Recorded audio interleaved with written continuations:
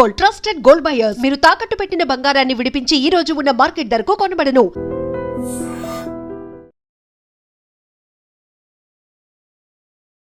నమస్కారం, welcome to I dream. ధర్మ మార్గం విత్ విజిత కార్యక్రమానికి స్వాగతం.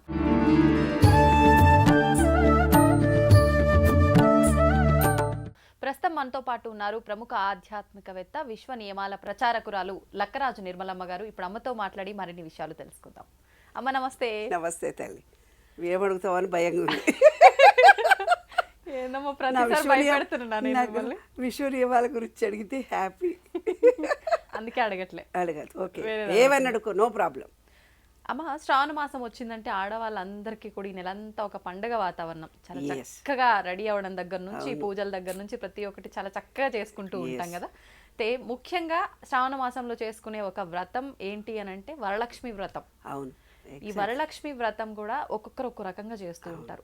అసలు నిజంగా చేయాల్సిన విధానం ఏంటి, చేస్తున్న వాళ్ళు పాటించాల్సిన నియమాలు ఏమైనా ఉన్నాయా, అవన్నీ కూడా సవివరంగా వివరించండి.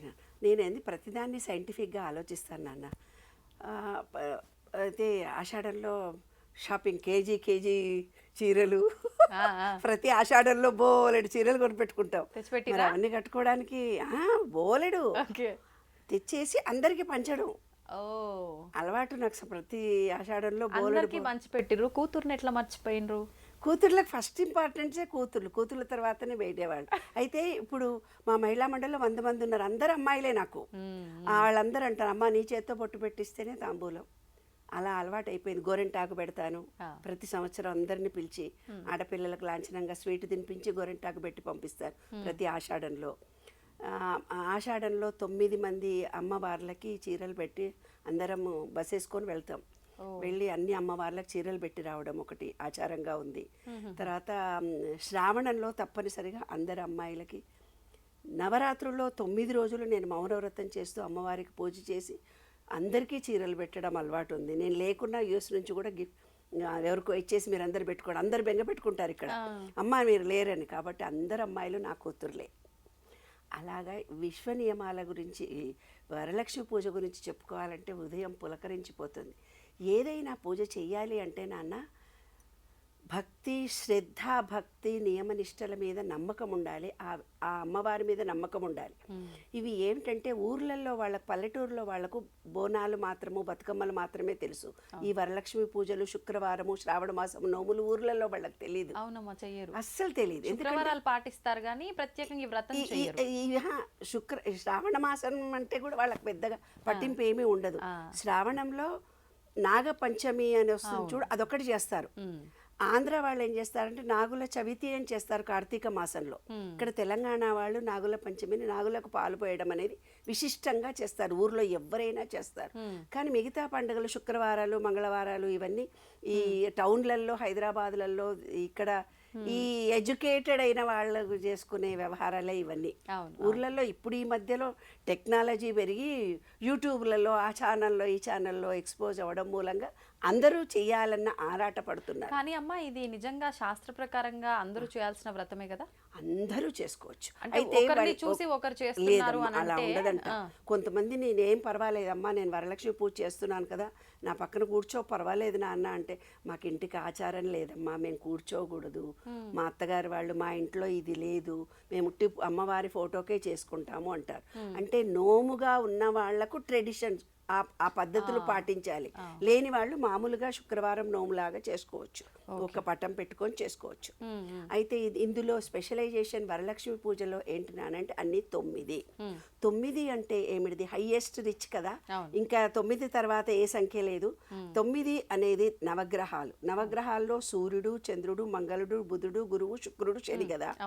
అంటే మన శరీరంలో ఉండేది కన్ను, మనస్సు, రక్తము, నాడీబండలము, జ్ఞానము, ప్రేమ.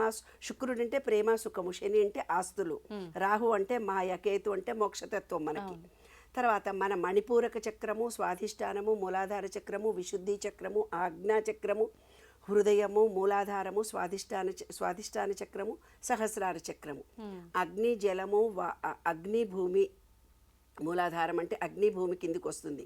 మణిపూరక చక్రం అంటే అగ్ని, స్వాధిష్టానం అంటే జలము, విశుద్ధి అంటే వాయువు, ఆజ్ఞాచక్రం అంటే ఆకాశము, హృదయము అంటే జలము, మూలాధార చక్రము అంటే వాయువు, అంటే ఈ పంచభూతాలకు సంబంధించిన రిలేషన్షిప్ చెప్తున్నా. స్వాధిష్టానం అగ్నికి, సహస్రారము తేజోమయం. అంటే నా విశ్వ నియమాల ప్రకారము ద లా ఆఫ్ పవర్ ఒకటి, లా ఆఫ్ రిఫ్లెక్షన్ ఒకటి, లా ఆఫ్ యాక్షన్ ఒకటి, లా ఆఫ్ కమ్యూనికేషన్ ఒకటి, లా ఆఫ్ ఎక్స్పాన్షన్ ఒకటి, లా ఆఫ్ అట్రాక్షన్ ఒకటి, లా ఆఫ్ కర్మ ఒకటి, లా ఆఫ్ ఇల్యూషన్ ఒకటి, లా ఆఫ్ లిబరేషన్. ఇలాగా మన ఈ విశ్వ నియమాలతో అనుబంధం కలిగి ఉన్నదే వరలక్ష్మి పూజ. నువ్వు ఇందాక ఫీల్ అయ్యావు విశ్వ నియమాల గురించి. నేను చాలా రోజులైంది మనం మాట్లాడుకొని, వచ్చేసింది, దూరిపోయింది. తర్వాత నవధాన్యాలు మనము నవధాన్యాలకు కూడా చాలా నవగ్రహాలకు వరలక్ష్మి వ్రతంలో 9 అనేది ఎందుకో చెప్పబోతుంది. వరలక్ష్మి వ్రతం అంటే 9 తోరణాలు కట్టుకుంటాము, 9 రకాలైన పూలు పెట్టుకుంటాము, 9 రకాలైన వంటలు చేస్తాము. 9కి విశేషం ఏమిటి? ఈ విశ్వ నియమాలకి, నవగ్రహాలకి, మన శరీరానికి వాటి రిలేషన్షిప్ చెప్తున్నాను నేను ఇప్పుడు. గోధుమలు సూర్యుడికి సంబంధించింది, వరి చంద్రుడికి సంబంధించింది, మణిపూరక చక్రం సూర్యుడికి సంబంధించింది, వరి అన్నము చంద్రుడికి సంబంధించింది, పెసలు మంగళుడికి సంబంధించింది, మినపపప్పు బుధుడికి సంబంధించింది, తర్వాత బంగాళదుంప గురువుకు సంబంధించింది, శనగలు శుక్రుడికి సంబంధించింది, వేరుశనగలు శనికి సంబంధించింది, మిల్లెట్స్ రావుకు సంబంధించింది, జొన్నలు కేతుకు సంబంధించింది. అంటే తేజస్సు శక్తి పెరగడానికి, సౌమ్యత శాంతి పెరగడానికి, మన రక్తశుద్ధి కలగడానికి, మెదడు నాడీ శక్తి పెరగడానికి, జీర్ణశక్తి పెరగడానికి, రక్తపోషణ సౌందర్యము పెరగడానికి, శక్తి కలగడానికి శని అంటే క్రమశిక్షణ. శని వస్తుంటే భయపడతాడు, సిస్టమేటిక్ రూల్స్ ఆయనకి, అంటే క్రమశిక్షణ. మానసిక శుద్ధికి గురువు ప్రాధాన్యత. మోక్షాన్ని పెంచేవి ఆహారం.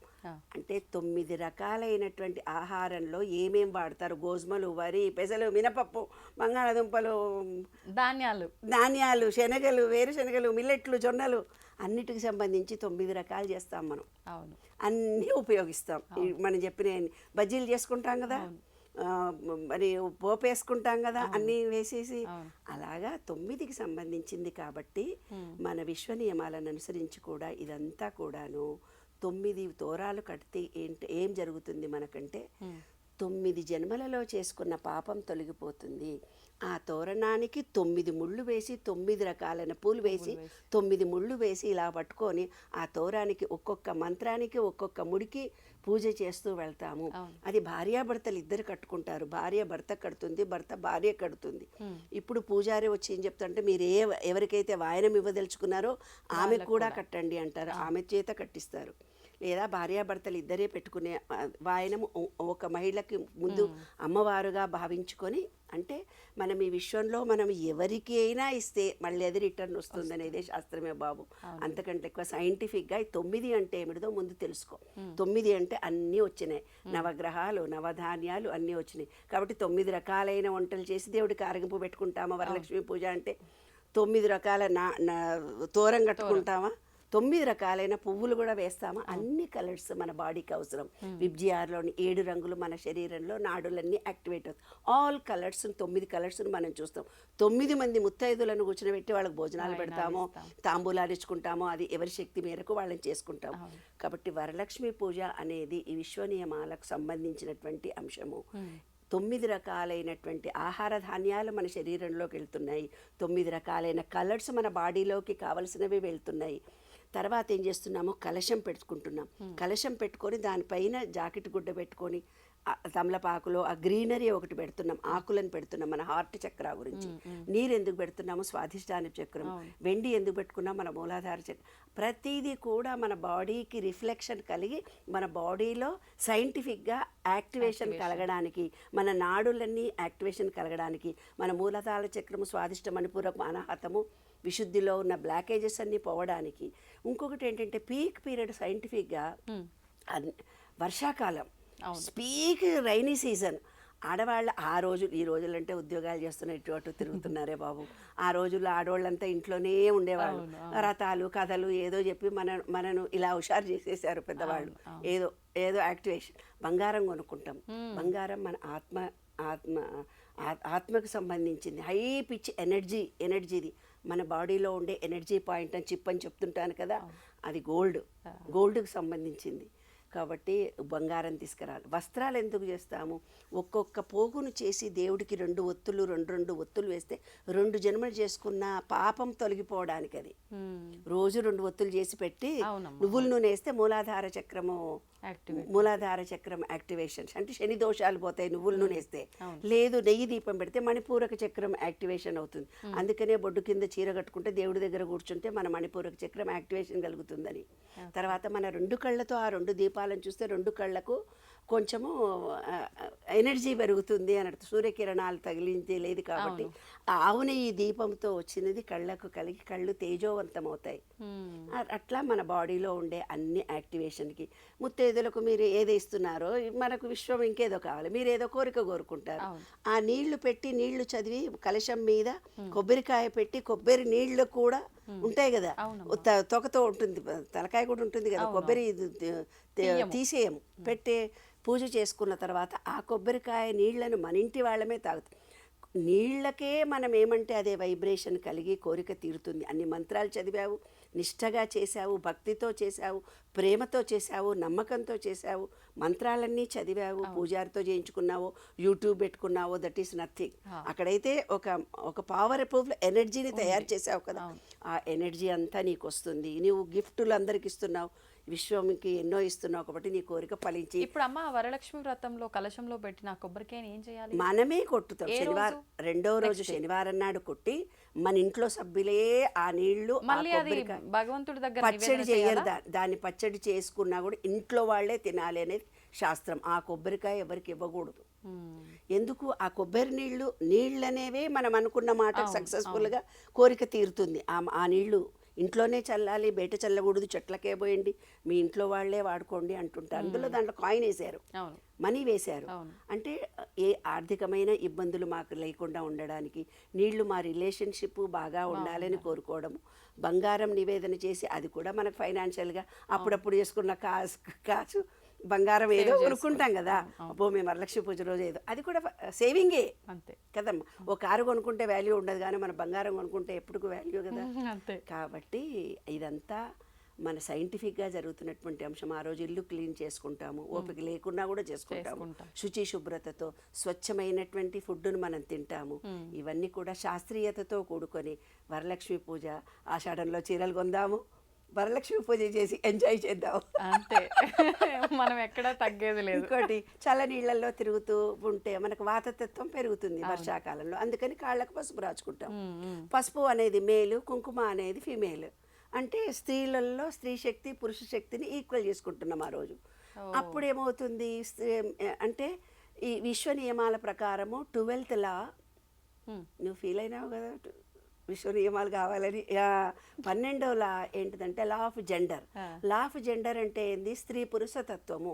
స్త్రీ పురుష తత్వము అంటే ఏంది? ఈ ప్రకృతి అంతా స్త్రీ పురుష శక్తితో ఉంది. ప్రకృతి విశ్వంలో ఉండే ఎనర్జీ అంటే స్త్రీ పురుషులతో కూడి ఉంది. దాన్నే మనకు అర్థమయ్యేటట్టు పూర్వీకులు శివుడు పార్వతి అర్ధనారీశ్వరిని చూపించారు. అంటే ప్రతి స్త్రీలోనూ ప్రతి పురుషుడిలోనూ స్త్రీత్వం ఉంటుంది, పురుషుడి తత్వం ఉంటుంది.